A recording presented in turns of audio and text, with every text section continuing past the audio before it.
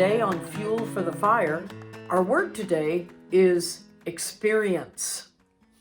You know, when I was in medical school, and I'm a midlife career changer, so when I was in medical school and I would be on some of the rotations, some of the students with me were quite a bit younger than I was. And so when we got out and everybody goes into their private practice or whatever, they're working in a hospital or whatever, I would often have patients come and they would sit in my office and they would say, "Oh my gosh, I went to a new doctor and they can't be more than 20 years old," and they were kind of scared because they just seem so young. How could they know anything?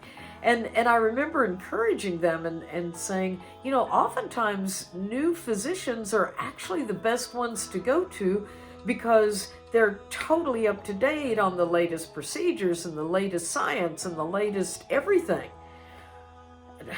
They'd kind of look at me and say, "Well, yeah, okay, but I want them to have some experience with that knowledge." The Lord wants us to have experience with the knowledge He's putting in us too.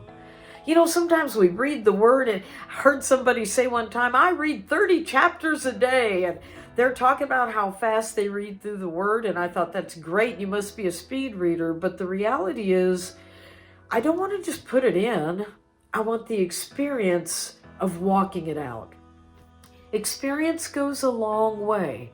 And as Paul said in Romans, experience will bring patience and hope.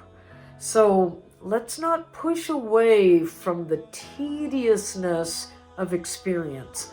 That experience causes us to walk in that truth and substance that makes our words have a great deal of power and authority.